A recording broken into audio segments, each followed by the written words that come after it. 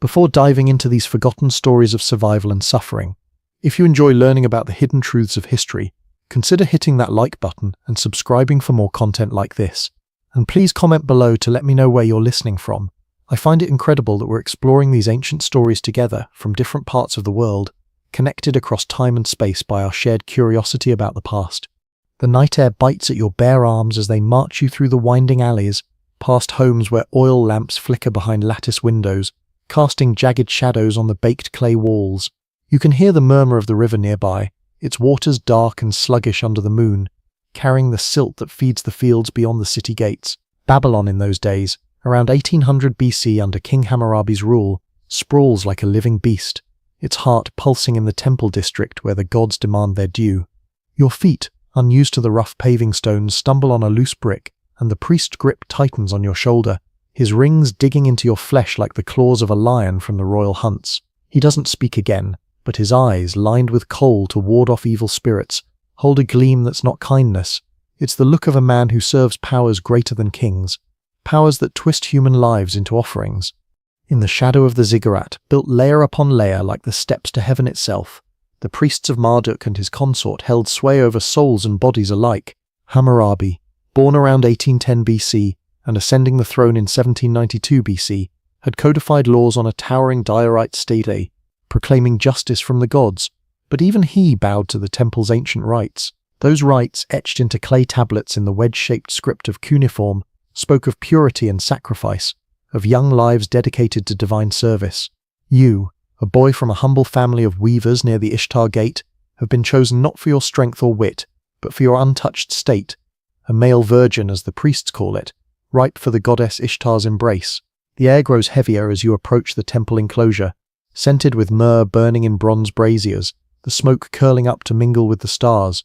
Guards at the gate, their spears tipped with copper forged in the temple forges, nod silently, their faces impassive under helmets adorned with feathers from exotic birds traded from distant Dilmun. Inside, the courtyard hums with activity even at this hour. Acolytes, boys not much older than you but already marked by the life here, sweep the flagstones with palm-frond brooms, their movements mechanical, eyes downcast. One glances up, his gaze hollow, cheeks gaunt from the temple's sparse meals of barley bread and dates. He hesitates, mouth opening as if to warn you, but a senior priest's sharp cough silences him, the unspoken rule hanging thick, no words against the god's will. The power here flows from the high priest, a figure named Enmerkar in those years, descended from a line that claimed direct whispers from Marduk himself. Enmerkar, with his embroidered robes heavy with gold thread, imported from the mines of Anatolia, decides fates with a nod, his decisions binding as the Euphrates current. Your mother had pleaded with the local scribe to petition against this, her tears staining the papyrus, but the response came swift. The omens, read from sheep livers in the divination halls, demanded a new servant for Ishtar's cult. They lead you to a chamber deep within the temple, walls painted with frescoes of lions and bulls locked in eternal combat, symbols of the goddess's dual nature, love and war. The room smells of olive oil and sweat, lit by tallow candles that sputter in the draught from narrow vents. Here the priests prepare you, stripping away your simple linen tunic, the fabric rough against your skin, woven from flax your father harvested before the last flood took him. Naked now, you shiver despite the warmth, as they anoint your body with scented oils pressed from sesame seeds, murmuring incantations from tablets committed to memory over generations. The words invoke Ishtar, the morning and evening star, goddess of fertility and battle, whose temples across Mesopotamia, from Uruk to Nineveh, housed servants of both sexes dedicated to her mysteries. But for boys like you, the dedication carries a darker edge, one rooted in rituals that ensure eternal purity through irreversible acts. Historical records from the time preserved on clay tablets excavated at sites like Nippur and Babylon itself detail the roles of the Asinio and Kurgaru, male devotees of Ishtar who performed in her honor, often dressing in women's garments, their voices raised in lamentations that echoed through the temple halls. These men, according to texts from the old Babylonian period around 1900 to 1600 BC, were not born to their roles but chosen and transformed, their bodies altered to prevent the distractions of worldly desires. The process begins with isolation, as it does for you now, locked in this chamber with only a straw mat and a jug of water flavored with tamarisk leaves to purify the blood. Days pass in solitude, the only sounds the distant chants of the gala priests, Their high-pitched voices a haunting melody that seeps through the walls like river mist. Hunger gnaws at you, deliberate, to weaken resistance, while visions come in the dim light, dreams of your mother's face, distorted by grief, or the fields where you once chased fireflies under the summer sky.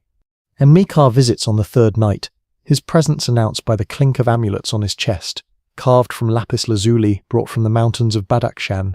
He sits cross-legged before you, his eyes probing, searching for signs of defiance. The goddess requires vessels empty of mortal taint, he says, voice smooth as polished obsidian. You want to scream, to beg for release, but fear seals your lips. The unspoken truth lingers. That refusal means not just your death, but your family's ruin, their land seized for the temple coffers under Hammurabi's laws that protect sacred property. Power dynamics in Babylon tilt heavily toward the priesthood. Kings like Hammurabi, who died in 1750 BC, funded grand temples to legitimize their rule, but the priests controlled the divine oracles that could topple thrones. Enmekar's hesitation is brief, a flicker in his gaze as he recalls his own youth, perhaps. But duty hardens him. He explains the rite in hushed tones, not with cruelty, but with the conviction of one who believes the god's hunger must be sated. The act itself, confirmed in medical texts from the period and allusions in mythological epics like the Descent of Inanna, involves castration, a severing to preserve virginity, transforming boys into eunuchs fit for eternal service. Tools for this, described in inventories from temple archives, include bronze knives sharpened on whetstones and herbal poultices to staunch bleeding. On the appointed dawn, as the sun gilds the ziggurat's summit, they bind you to a wooden altar in a secluded sanctum, the wood smooth from countless uses, stained dark with old blood. The air reeks of vinegar used to clean the blades, and your cries mingle with the priest's hymns invoking Ishtar's mercy. Pain explodes like a storm over the Tigris, your body arching against the ropes woven from date palm fibers. The chief surgeon, a man named Shulgi Apil, from a family of healers trained in the Edinburgh schools, works with steady hands, his brow furrowed in concentration, whispering apologies under his breath that no one else hears. Blood pools on the stone floor, warm and sticky, while attendants press cloth soaked in myrrh against the wound, the scent cloying, overpowering the metallic bite. Recovery stretches over weeks in a dim infirmary, where fever dreams blur the line between waking and delirium. You hear the groans of others like you, boys from across the empire, some from Kish, others dragged from villages along the Euphrates. One, a lad named Belshunu, whispers in the night, his voice cracked from the change, sharing tales of his home where date palms whispered in the wind. His grief is palpable, fingers clutching at the bandages, eyes wet with unshed tears. The priests monitor closely, applying salves from crushed garlic and honey to fend off infection, their care efficient but detached, like farmers tending livestock. Psychological scars run deeper, confusion swirls in your mind, a storm of why the gods will, they say, but the doubt festers unspoken, for questioning invites the wrath of Marduk, whose statues in the main hall glare with eyes of shell and gold. Once healed, your new life unfolds in the temple's rhythm. Dressed in flowing skirts of fine linen dyed with indigo from Phoenician traders, you learn the dances of the Kagaru, movements that mimic the goddess's battles, feet stamping on reed mats to the beat of drums skinned from goat hides. Your voice, altered by the rite, joins the gala choirs, singing laments for Tammuz, Ishtar's consort who dies each year with the dry season. These performances, detailed in ritual text from the 18th century BC, draw crowds to the temple festivals, where offerings of silver and grain fill the coffers. But beneath the spectacle lies the horror. Enforced servitude, bodies remade without consent, purity preserved at the cost of humanity. Power whispers in every corner, the high priest's favor grants better rations, a softer bed, while disfavor means nights in the outer courts, exposed to the chill winds off the desert. Stories of such boys pepper the historical record, though names are rare, preserved in administrative tablets listing temple personnel. One tablet from Babylon, dated to around 1750 BC during Hammurabi's reign, records a boy named Ibni Marduk, dedicated at age 11. His family compensated with a measure of barley and a ewe. Ibni Marduk rose to become a noted performer, his laments inscribed in later hymns, but the tablets hint at his inner turmoil through notations of restless spirit, code for the melancholy that plagued many eunuchs.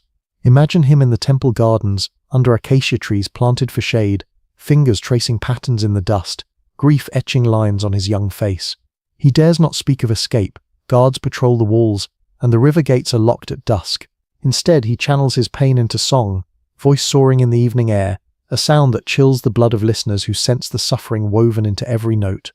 Babylon's golden age under Hammurabi saw the expansion of such practices as the empire stretched from the Persian Gulf to the Zagros Mountains, incorporating diverse peoples into its religious fold. Priests traveled to conquered cities like Mari, where excavations in the 20th century AD uncovered palaces and temples echoing Babylonian styles. In Mari, around 1760 BC, King Zimri-Lim allied with Hammurabi, sending tribute that included young boys for the temples, their journeys marked by caravan dust and the creak of ox carts over rutted roads. One such caravan, documented in letters between the kings, carried a group of 10 virgins from the Amorite tribes, their fear palpable in the scribes' notes of trembling hands during inventories. Arriving in Babylon, they faced the same fate, bodies offered to Ishtar in rites that blended ecstasy and agony. The emotional weight presses heavy. For these boys, confusion reigns in the early days. Why me? Why this pain? Expressions harden over time, smiles rare, replaced by the vacant stare of those who've learned to bury feelings deep. Hesitation marks every step. A boy pauses before entering the ritual chamber, breath catching on the threshold, knowing what awaits. Grief manifests in quiet ways, a stolen moment weeping into a cloak's fold, the fabric muffling sobs, or nights staring at the moon through barred windows, longing for lost childhood. Fear underscores it all, not just of the knife but of the god's supposed wrath. Tales of divine punishment whispered by elders, plagues, floods, the Euphrates turning red with blood. Yet the priests themselves navigate complex dynamics. En-Malkar, in private scrolls not meant for public eyes, confesses doubts in coded language, his quill hesitating on the clay, inking words like the weight of purity. He knows the rites sustain the temple's influence, drawing devotees who believe in the power of such sacrifices. Kings consult them for omens before battles, like Hammurabi's campaigns against Elam in 1765 BC, where eunuch priests divined victory from star patterns. Unspoken alliances form. A priest might favor a boy with extra lessons in music, teaching him to play the lyre strung with gut from sacred bulls, a small mercy in the rigid hierarchy. As years pass, you, now transformed, witness the cycle repeat. A new boy arrives, eyes wide like yours once were, from a family of potters in the southern quarter. You help prepare him, hands steady but heart heavy, the irony biting, survivor turned participant. The temple buzzes with festivals like the Akitu in the spring of 1750 BC, when Hammurabi himself processes through the streets, his chariot wheels rumbling over palm leaves scattered by crowds. You perform then, body painted with ochre, dancing amid incense clouds that sting the eyes, the crowd's cheers a distant roar masking your inner scream. Expanding beyond one life, consider the broader canvas. After Hammurabi's death in 1750 BC, his son Samsu-iluna ruled from 1749 to 1712 BC, facing rebellions that tested the temple's stability. In those turbulent times, priests intensified dedications, seeking divine favor through more offerings. Tablets from Lhasa, conquered by Hammurabi in 1763 BC, list increased numbers of Asinio, their origins traced to war captives. Young males spared the sword only to face the knife. One such captive, a boy named Kurum from the Sealand tribes, endured the rite in 1720 BC. His story pieced from fragmented records showing his later role in rituals honoring Nabu, god of scribes. The sensory world of Babylon immerses fully, the feel of silk veils against scarred skin during dances, smooth and cool like river stones, the crackle of flames in sacrificial pits where animal hearts sizzle, their smoke carrying prayers upward, the taste of ritual beer brewed from emmer wheat and flavored with coriander, shared in communal cups that bind the devoted. Winter brings breath visible in the chill air of dawn processions, frost rhyming the ziggurat steps as you climb to offer hymns. Summer heat warps the air, sweat beading on brows during long vigils, the sun baking the clay until it cracks like old leather. Power's undercurrents run deep. Priests like En-Malkar wield influence over kings, but fear their own high council, where betrayals simmer unspoken. A whisper of heresy could lead to exile or worse, burial, alive in the temple foundations, a practice noted in building inscriptions from the period. Boys learn to navigate this, forming silent bonds, sharing glances that convey volumes, a furrowed brow signaling caution, a slight nod offering comfort. Confusion lingers lifelong. Some eunuchs in rare confessional texts describe a fractured sense of self, bodies neither man nor woman, voices echoing that limbo. By the time of the Kassite dynasty, starting around 1595 BC after the Hittite sack of Babylon in 1595 BC under Mursili I, the practices evolved but persisted. New rulers adopted old gods, and temples like Esagila, dedicated to Marduk, saw renovations funded by kings like Kurilgelzu I early 14th century BC. Eunuch priests remained integral, their numbers swelling during times of drought, when omens demanded greater sacrifices. One tablet from this era, found in the ruins of Kurilgelzu, records a mass dedication of 20 boys in 1400 BC, their cries described as echoing like the howls of jackals in the reed marshes. Emotional depth colors these accounts. A priest named Adad Shuma Yusur, serving in 1300 BC, left a lament on clay, grieving a favored Asinu, who died from wound complications. His words raw, his light dimmed like the evening star, leaving shadows in my heart. Such grief, rarely voiced, highlights the human cost, bonds formed in suffering. Boys like you grapple with identity, hesitation in every mirror glance, polished copper reflecting altered forms, confusion swirling in the distorted image. The Neo-Babylonian Empire, rising under Nabopolassar in 626 BC, brought grandeur but no reprieve. Nebuchadnezzar II, reigning from 605 to 562 BC, rebuilt the ziggurat Itimenanki, its 7 tiers reaching 91 meters, a monument to divine power. His inscriptions boast of temple enhancements, including quarters for cultic personnel. During his siege of Jerusalem in 597 BC, captives included young Judean males, some dedicated to Babylonian gods, facing similar fates as per chronicles in the Babylonian chronicle tablets. Imagine a boy named Daniel, though the biblical figure is from 605 BC, but historical parallels exist in deported youths listed in ration tablets, their virginity noted for ritual suitability. In Nebuchadnezzar's court, priests like Belshazzar, not the biblical one but a namesake official, oversaw dedications, their robes heavy with embroidery depicting Ishtar's 8-pointed star. The acts grew more elaborate, incorporating music from harps with strings of twisted horsehair, the notes piercing the air during the procedure to drown out screams. Sensory details sharpen, the sting of herbal smoke in the eyes, tears mixing with sweat, the rough texture of bindings against wrists, fibers biting into skin, the metallic clink of instruments on trays of beaten silver. Psychological layers deepen, fear evolves into resignation, but flashes of rebellion surface, a boy spitting defiance, only to be subdued with opium-laced wine, his confusion amplified by the drug's haze. Grief for lost futures manifests in dreams of running through barley fields, waking to the cold reality of temple walls. Power dynamics shift subtly. Some eunuchs rise to advisory roles, like one named Mushalim Marduk in 550 BC, who influenced royal policy through oracles, his hesitation in council revealing inner conflicts. Even in decline, under Persian conquest in 539 BC by Cyrus the Great, the temples endured. Cyrus, born around 600 BC and dying in 530 BC, respected Babylonian religion, as per his cylinder inscription, allowing rites to continue.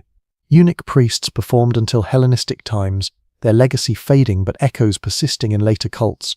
Similar shadows linger today, abuses veiled in secrecy, power cloaking harm in modern guises. But back then, in the firelight of ancient nights, the cycle spun on.